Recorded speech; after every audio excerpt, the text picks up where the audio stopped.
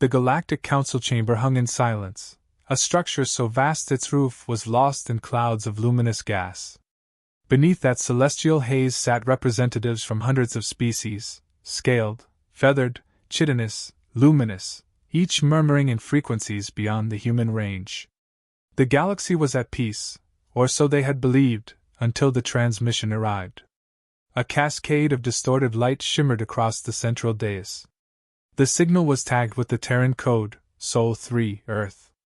The counselors leaned forward, their pupils tightening, membranes flickering in curiosity. Then came the images, blue oceans boiling under streaks of plasma fire, continents cracking like dry clay, cities erased in seconds. The feed ended with static and the fading pulse of a planet's heartbeat. The oldest among them bowed their heads, the younger whispered relief. The human question had been resolved.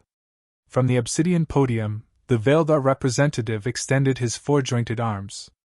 "Stability has been restored," he declared, voice like sharpened glass.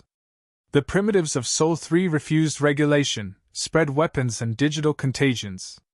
We eliminated the threat." His words slithered into the translators, rippling across languages and species. To the Council, the Veldar Empire was brutal but efficient.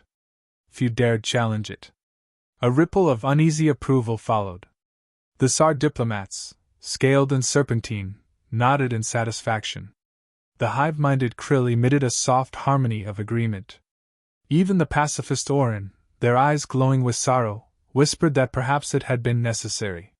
Humanity's rise had been swift and unpredictable. In a century they had gone from system-bound traders to builders of fleets. They terraformed moons, forged quantum mines, and reached farther than their age should have allowed. Fear was always the prelude to extermination. The Empire called it a preventative cleansing. Others called it an unfortunate but practical decision. And with the Council's silence, the galaxy buried another world beneath the weight of politics. Then the transmission came. 17 days after the destruction of Earth, a single pulse reached the deep space array at the Council's edge. The signal bore a human encryption, archaic, inefficient, yet unmistakable. No one should have been alive to send it.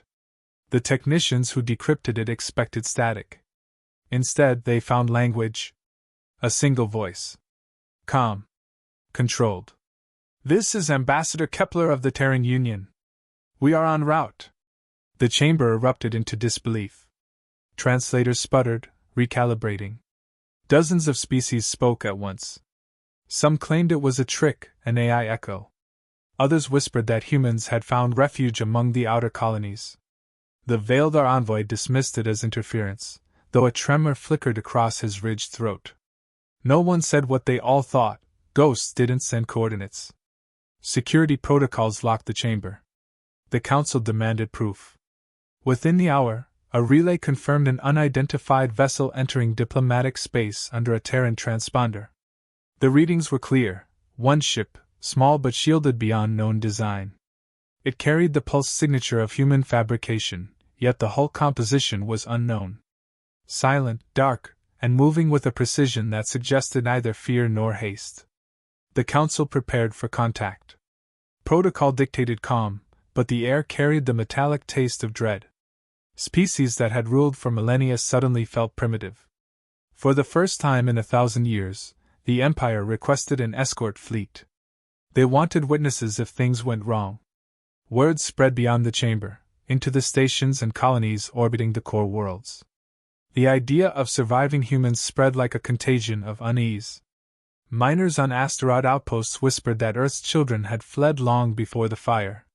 Traders claimed to have seen Terran drones drifting among the silent sectors. None of it mattered to the Empire. Their arrogance had been absolute. Until now. On the eve of the diplomat's arrival, the Council gathered again. The massive windows reflected the light of dying stars. The Veldar ambassador rehearsed his justification, legal terms wrapped in moral veneer. "They were unstable," he reminded the assembly. "They threatened the order that keeps us alive." But even he could not ignore the growing static in the air, the faint hum echoing through the structure as if space itself were holding its breath. Somewhere out there, a ship was crossing the void, a remnant of a species the galaxy had written off. The chamber dimmed as the council prepared to receive their visitor. Words of reassurance felt hollow. Empires that had long called humanity reckless now found themselves fearing what a wounded species might become.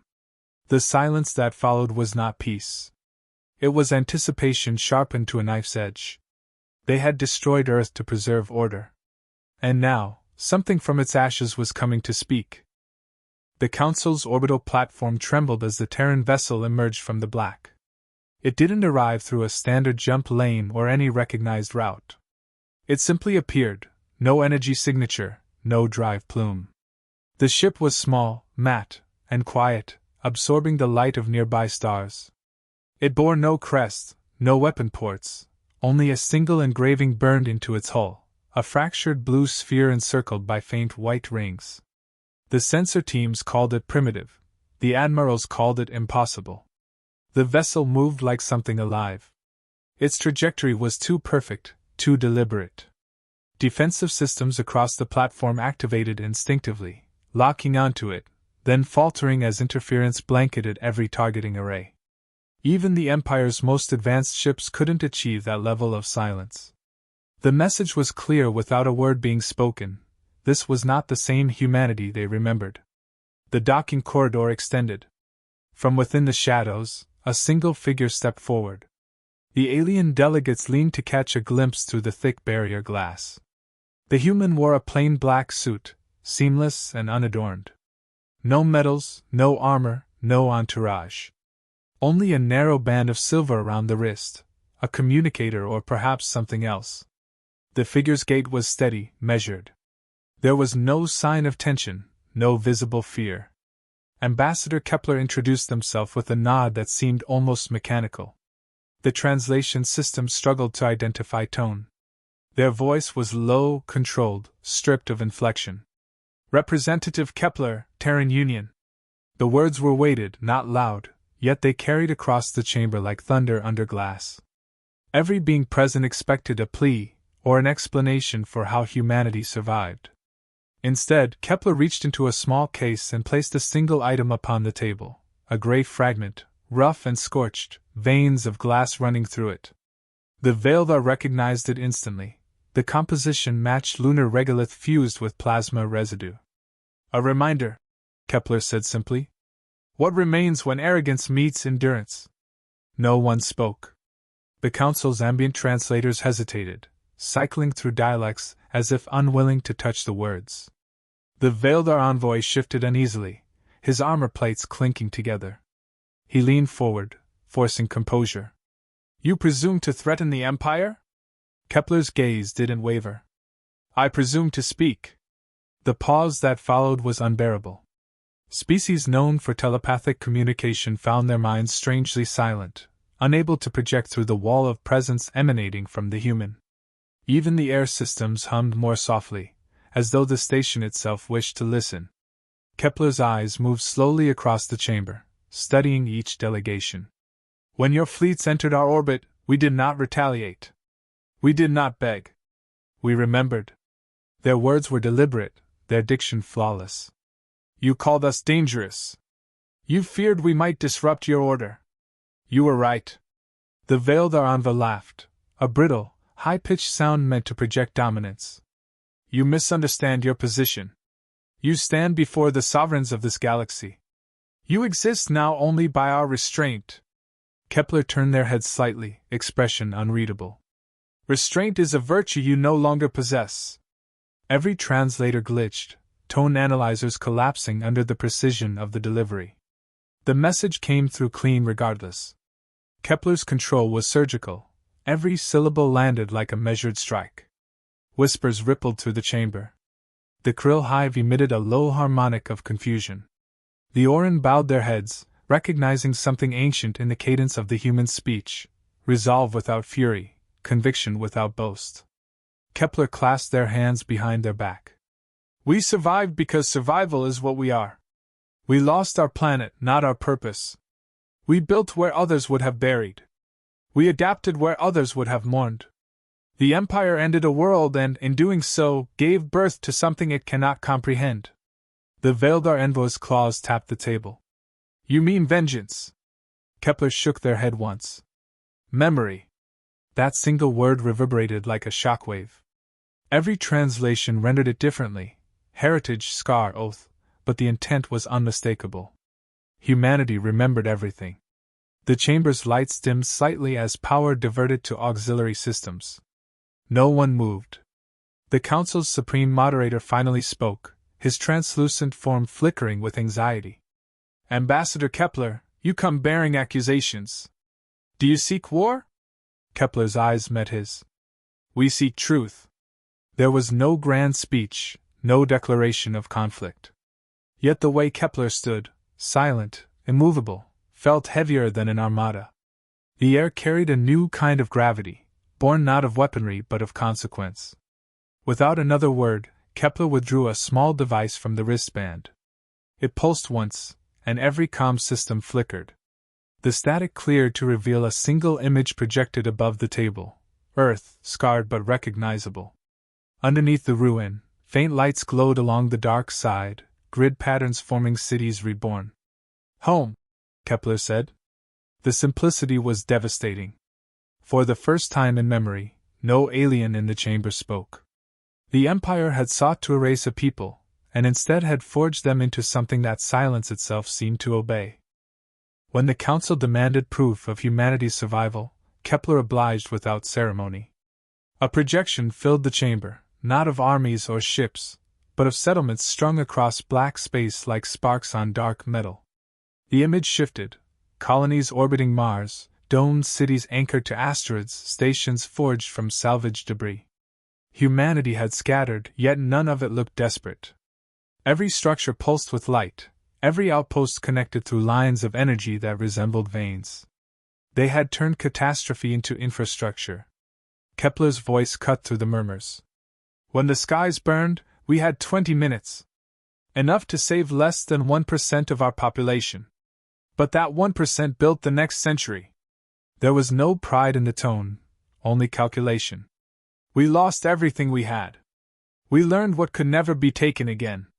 The projection expanded to show the Sol system, scarred but alive. The ruins of Earth drifted like a monument surrounded by a growing network of orbital habitats.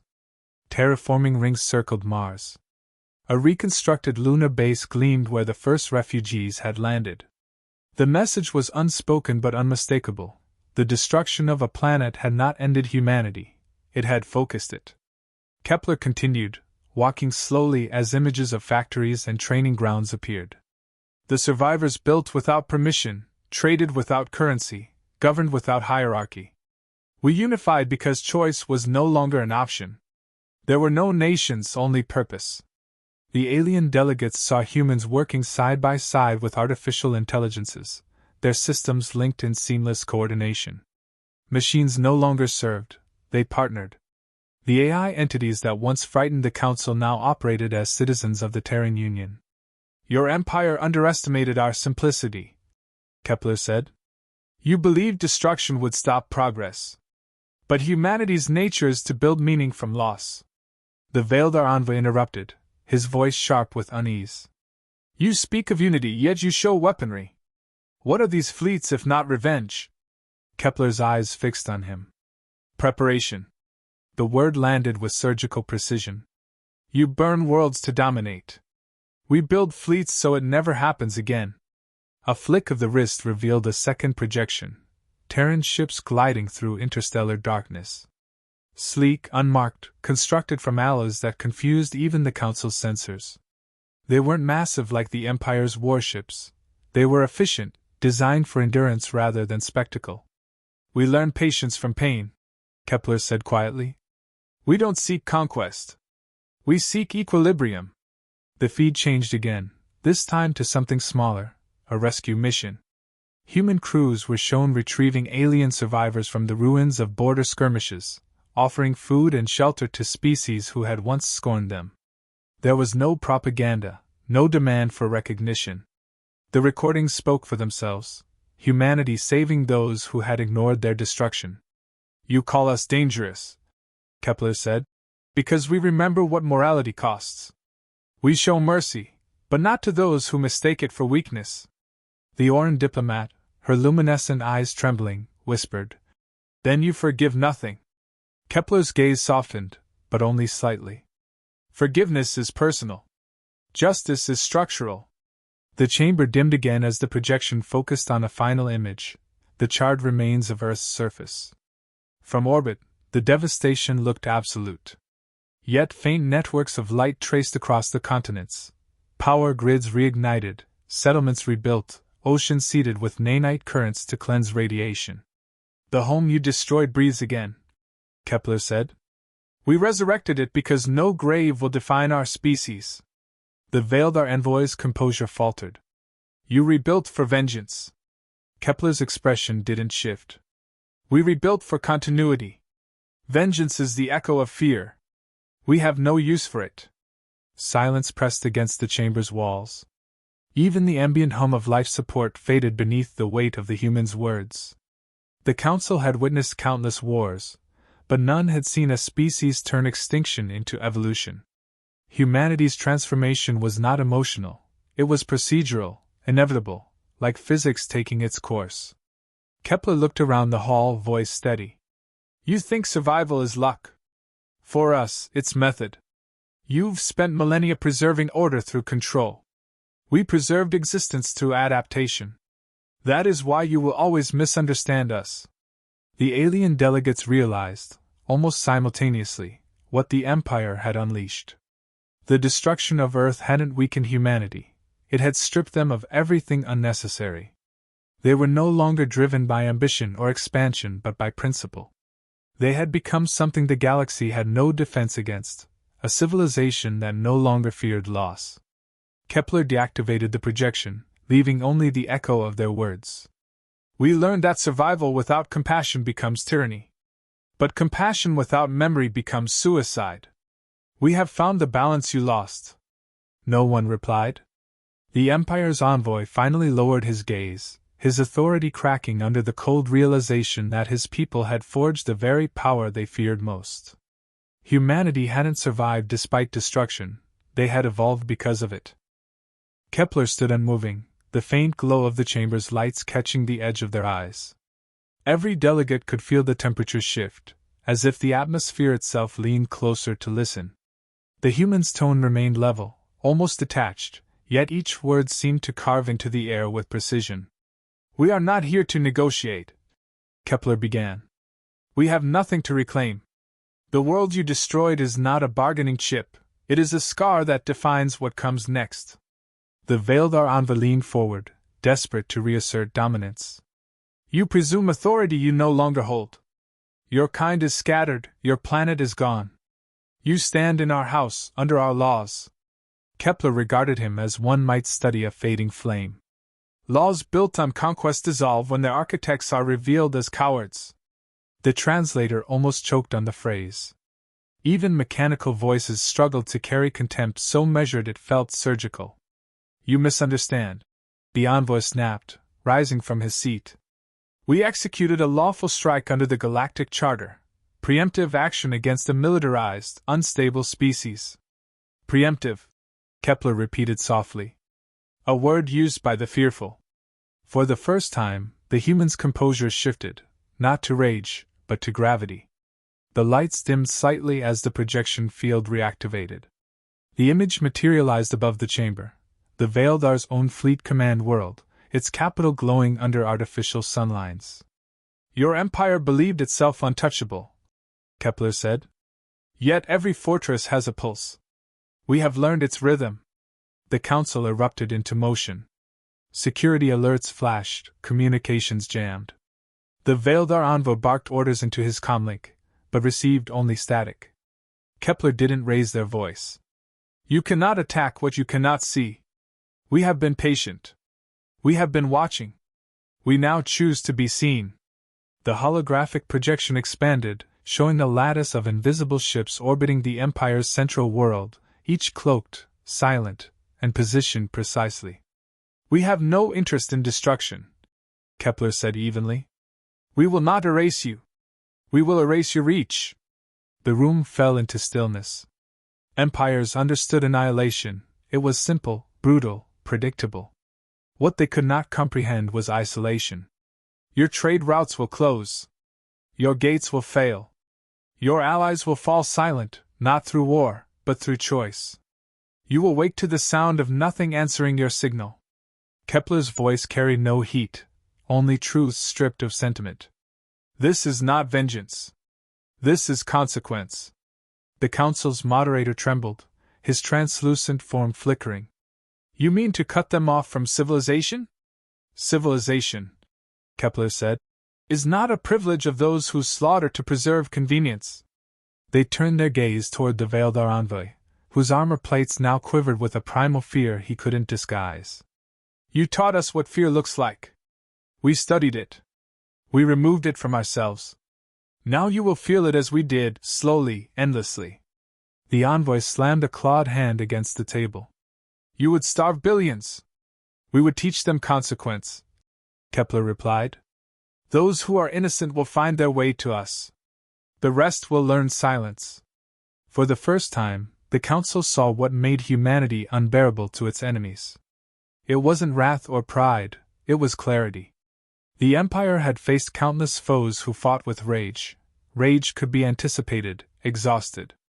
But humanity's restraint was something else entirely. It carried inevitability. Kepler took one slow breath. We are not a crusade. We are not conquerors. We are the reminder that the line between justice and survival is written in loss. You crossed it. We enforce it. The hologram dimmed until only Kepler's reflection remained on the polished floor. The quiet between words felt heavier than the words themselves. You attacked our home, they said, voice barely above a whisper yet echoing across the chamber with unnatural resonance. You failed to finish the job. That was your last mistake. Every delegate felt the meaning rather than the sound. There was no threat, no demand, only inevitability delivered as fact. Empires crumble under less. Kepler turned to the council as a whole. Humanity will not seek war. We will not expand. But any hand raised toward another world will meet ours. We have earned the right to intervene. We do not ask permission. The silence that followed wasn't submission, it was realization. The council, for all its power, understood that the galaxy had changed course. The destruction of Earth had not ended humanity. It had given it moral dominion. Kepler's tone softened, but the weight remained. We are not gods. We are witnesses who survived creation's fire. And from that fire, we learned the truth: mercy without memory breeds repetition. They walked away from the dais, the projection fading behind them.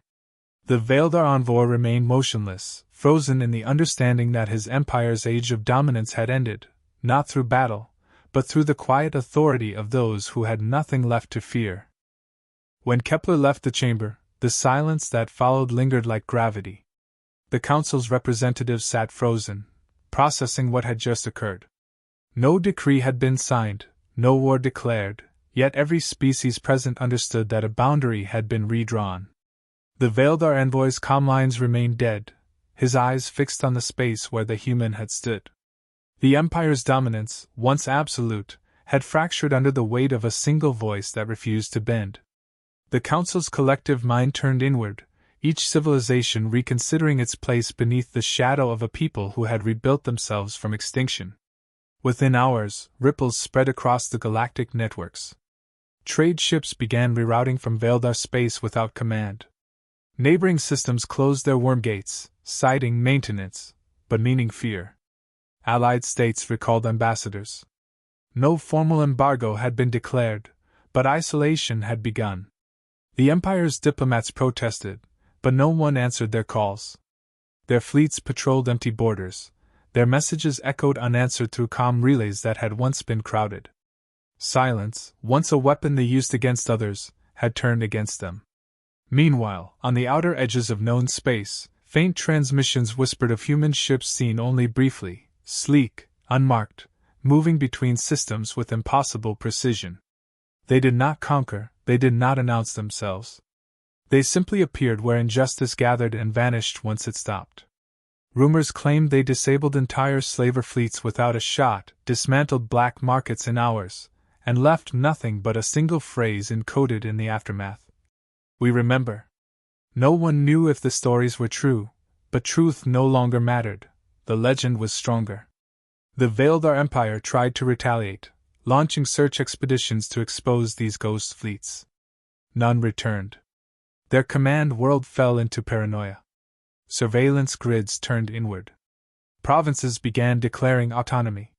The collapse did not come from battle, it came from erosion.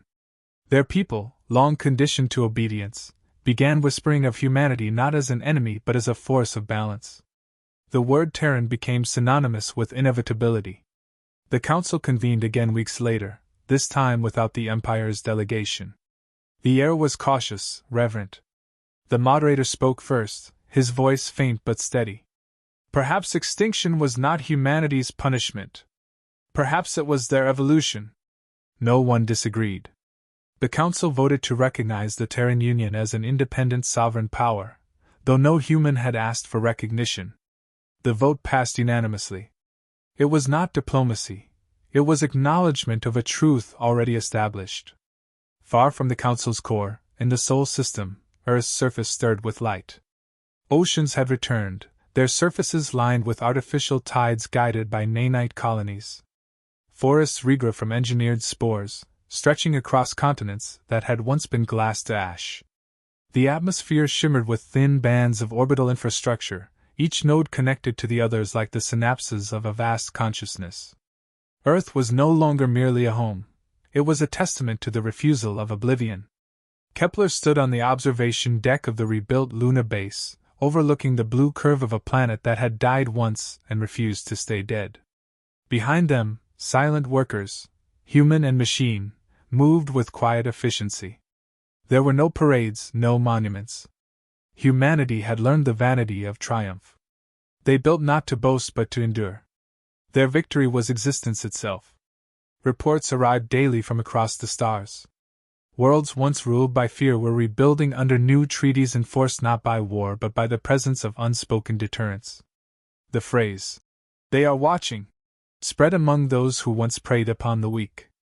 Empires adjusted, laws changed, and for the first time in recorded galactic history, peace was maintained not by dominance but by collective fear of moral consequence. A young Oran scholar wrote the first official chronicle of the event. Her opening line read, "The humans did not return as conquerors. They returned as memory given form." The words spread faster than the story itself, carved into monuments and data archives across the galaxy. Even those who had never seen a human began to believe they existed everywhere, unseen, inevitable. On the surface of the restored Earth, dusk fell softly. Among the reconstructed plains stood a child gazing upward, the faint glimmer of orbiting stations reflecting in their eyes. The stars, once symbols of unreachable wonder, now held the quiet hum of guardianship. The child whispered the phrase that had become humanity's creed, the same words Kepler had spoken to the council with such calm precision. "You attacked our home?" Then, after a pause softer but certain, "You will never again." Above, a Terran vessel glided past the moon's horizon, engines whispering like distant thunder. No anthem played, no banners waved. Humanity had no need for spectacle. They had become the silent measure of consequence, a reminder that even in a universe ruled by power, there existed something more enduring, memory sharpened into justice. The galaxy would move forward under that shadow, not in fear of humanity's wrath, but in fear of its judgment. And that, finally, was enough to keep the stars quiet,